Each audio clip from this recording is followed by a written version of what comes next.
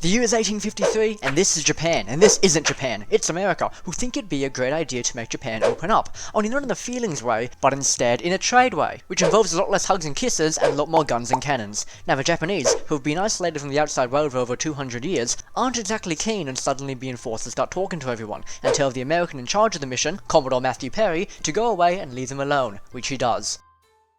For about 6 months, upon which he returns, and because he has a bunch of scary weapons and ships with him, the Japanese have two choices: either accept his demands and open up, or get blown up and end both their nation and this video right here. Unsurprisingly, they chose option B. Oh wait, sorry, A, I meant A. Ah, much better. Anyway, where were we?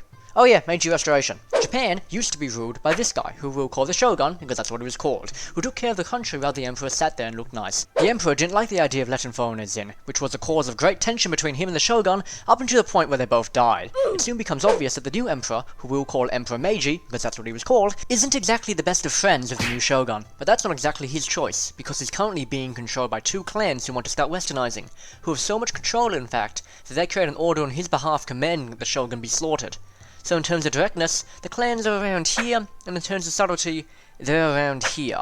The next thing you know, a big long war broke out, only it wasn't that big since it took place in a country less than half the size of New South Wales, and it wasn't that long either, because the side that supported the Emperor decided to use guns to fight their enemy, and the side that supported the Shogun thought it'd be a good idea to hit their enemies over the head with bent pieces of metal. Suffice to say, one side did pretty well, and the other side was a little more of a speed bump. With the war now over, the Japanese can get on with the business of westernization, which is a very complicated and in-depth process that will be explained to you in less than 2 minutes. Now the Western world literally wrote the book on westernization. You'd assume so, it says in the front cover, which is almost as good as a book of medieval drawn-ups through the ages, and the Japanese, having read the book, the former, not the latter, start to copy all the homework the Europeans and Americans did on industrialization. And when I say copy, I don't mean a few sentences here and there, I mean really copy. They start to Control-C and Control-V huge chunks of the book straight into their society. There's a big chunk about the military they stole from Prussia, there's a massive chapter on railways they nicked from the Brits, and the French had better not run Japan's legal system through a plagiarism checker, otherwise they're gonna have a great sense of deja vu. The Japanese even create a slogan with the tagline of enrich the country, strengthen the military, which, as slogans go,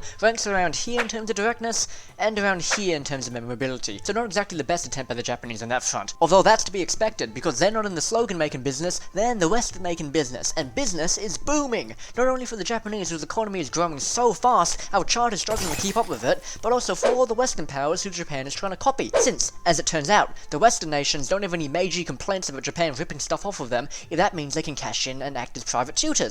Oh, and look at that! Japan's getting a bunch of shiny new toys to play with. There's a railway system, there's a centralized bureaucracy, and there's a public school system.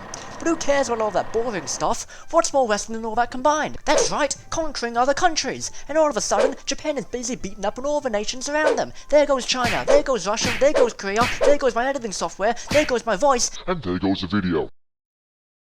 Hey look, it's back! I mean, after all, we've got to do the M bit, don't we?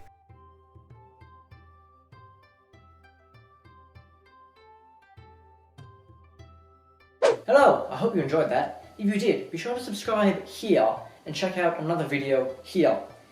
Till next time.